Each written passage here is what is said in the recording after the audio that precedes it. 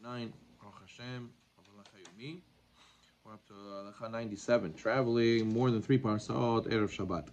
It is asur, according to Halacha, to travel on Friday, Erev Shabbat, a distance of 3 parsah. The time it takes to travel 3 hours and 36 minutes, or the distance of 12 kilometers from the beginning of the day, since you need to have enough time to be able to prepare properly for Shabbat. However, it is permitted to do so to travel more than 3 parsaot if you know that all the preparations for Shabbat will be done by somebody else and you'll finish in time for Shabbat. This can be found in Resh Memtet in Shulchan Aruch.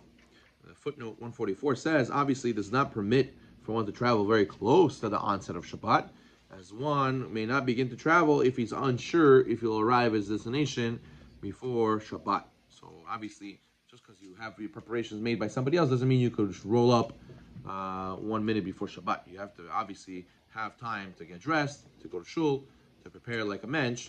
So therefore, you're allowed to travel a lot if you have someone else making preparations, but you still got to get home on time. 98. The distance mentioned above applies when traveling by foot. But when driving in a car, you may travel even more than 3 parsaot, as long as you'll reach your destination before Shabbat, before the first third of the day has passed. So you have to make sure you have plenty of time to get there, because a lot of people, they head out late and they hit traffic and they get stuck in bumper to bumper, and then they get to their destination minutes before Shabbat, and then the whole Shabbat is ruined. The whole Friday night is ruined. 99. It is permitted and even preferable to travel home, even if one will not have enough time to prepare for Shabbat, if you're in a place where you'll not be able to keep Shabbat properly, or if it's a dangerous area. Okay, that's what Shulchan Aruch writes in Resh Memtet 100. Halacha 100. On Friday, a person who works far from home should leave work early enough so he'll be able to get home with ample time to prepare for Shabbat, even if there turns out to be traffic along the way. Okay, so 147, the bottom. See Or Let's See in Volume 2, says that one should leave work at least with an extra hour of time than one usually has in the case of traffic. So let's say it takes you an hour to get home, so you should leave yourself 2 hours to get home because of traffic. The Ketzot Shulchan says that one should take into account having potential car trouble. What if your tire pops? What if all of a sudden you need to call Chaverim? So you need to factor in that time as well. Halacha Barah and Mishnah Barah state one should not rationalize and say, "Oh, I have plenty of time before Shabbat." What may seem like a lot of time will not end up being that time, and might come to desecration of Shabbat because you overestimate how much time you have. So you gotta be careful. Okay, 101. One should not take a taxi driven by a non-religious Jew too close to Shabbat, because you'll be causing him to drive back home on Shabbat. Okay, that's traveling Erev Shabbat. We're done with that. Moving on to doing Melacha on Erev Shabbat. Doing labors that start before Shabbat and on Shabbat. 102. It is prohibited to perform Melacha activities that are unrelated to Shabbat, beginning from the 9th and half halachic hour of the day, Minchat Kana, in order to prepare for Shabbat properly. So if you have something that's not related to Shabbat, so you're not allowed to do it once it's Minchat Kana, any Melacha. The Chachamim stated that one who does unrelated Melachot during this time will not see blessing from them. This is 150. This is really Gemara Masechet Psachim. And then this is from Shulchan Aruch. Mishnah Berurah explains 150. Explains that what one will gain by working will be lost because of some other unexpected expense. Therefore, Yaakov Yosef says one who works during this time should at least use the money for a mitzvah purpose. But a person who works past Minchat Kana, you should know in general, you will not see blessing from this. Okay, let's finish Halacha 102. This applies to both men and women. So let's say she wants to sew a dress not for Shabbat, something unrelated, a customer's dress, that they're seamstress, right? So they shouldn't be sewing Erev Shabbat past Minchat Kana. 103. The type of Melacha discussed over here is for physical work, not business. If one knows that everything is prepared for Shabbat by others, he's permitted to do business, buying and selling, until the time of candle lighting. In any case, one should close his business with enough time to get ready for Shabbat and not wait until the last minute to close. 153. Mishnah Berurah says in Resh Aleph that one should at least close 20 minutes before Shkiah.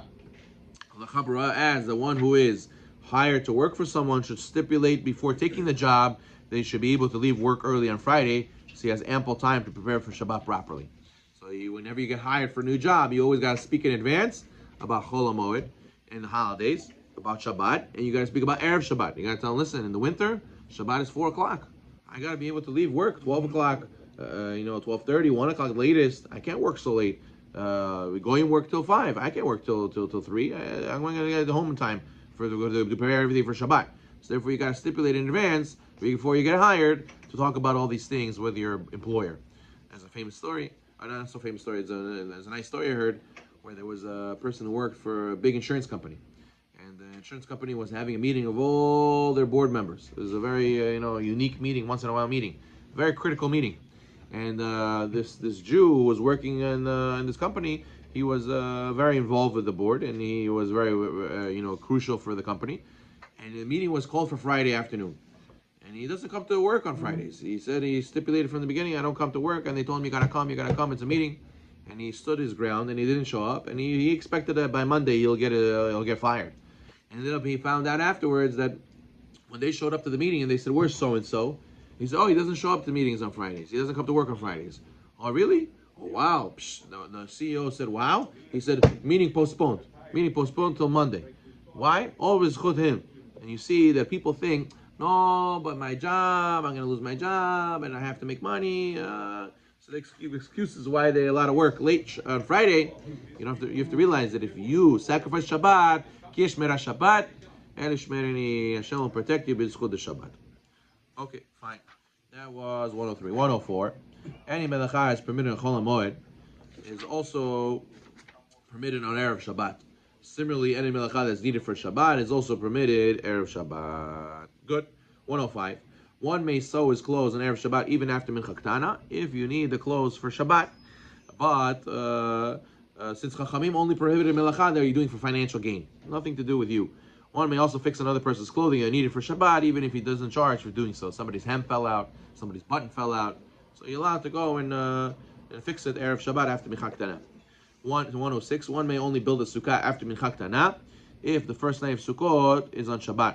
However, the first night of Sukkot is on Sunday night, then you may not build the sukkah Erev Shabbat after Mincha Ktana. Good. 107. On Erev Shabbat, one may not do any gardening or building or other forms of physical labor after Mincha Ktana. However, one may have a non-Jew work for him during this time. But obviously Shabbat, the non-Jews should stop. We're going to learn about that later. But Erev Shabbat, you're not allowed to do gardening, building, or any other physical labor after Mincha Ktana. 108. Although after Mincha Ktana, it is forbidden for a sofer to write any holy manuscripts, he may write Chidushei Torah. So therefore, a sofer who works, he's not allowed to work Erev Shabbat after Mincha Ktana. Can't write tefillin, can't write mezuzah, can't write Sefer Torah, but he's allowed to write Chidushei Torah if he came up with a Chidush.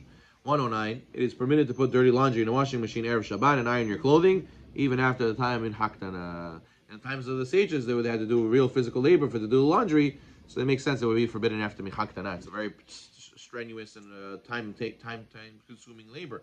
But today, it's just thrown in a machine and press a button. For some people, that's still hard, but at least it's easier. At least easier than it used to be. It's allowed to be done even Erev Shabbat, even after the time in Haktana. Okay, let's start the next set of halachot. We'll end doing a Melacha on Erev Shabbat that will continue on Shabbat. 110.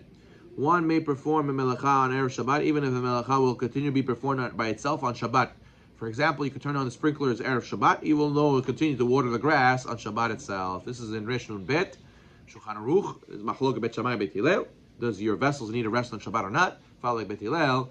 And they don't need to be resting. So as long as you started the system and started the Melacha before, and it finishes by itself on Shabbat, as mutar, it's not considered your Mechalel Shabbat. Okay, let's see in the 162 the note. Other examples are placing a pot on a fire before Shabbat in order to continue cooking on Shabbat, and then let's say putting on a cast Erev Shabbat or applying cream for healing purposes, even though it'll continue to heal on Shabbat. One more halacha. 111. Even objects that will make a lot of noise when in use may be left running on Shabbat, even if they are set before Shabbat. For example, one may place clothing in a dryer before Shabbat, even though it will continue to run on the Shabbat. This is in Chazon Avadia, Volume 1, page 146. So this is a Chidush. Even though it makes noise, according to Ramah, Hashmat kol is asur. Making objects that make noise and they take away from the ambience of Shabbat is asur according to Ramah. But according to Shulchan Aruch, according to Sfaradim, Hashmat kol is not asur on Shabbat, and you're allowed to have a machine running that you started before Shabbat, even on Shabbat to finish, as long as you don't have to do anything, even if it makes noise. Baruch Adonai. Amen, amen. Hazakim Ruchim. We'll see everybody tomorrow, same time, same place. Be well.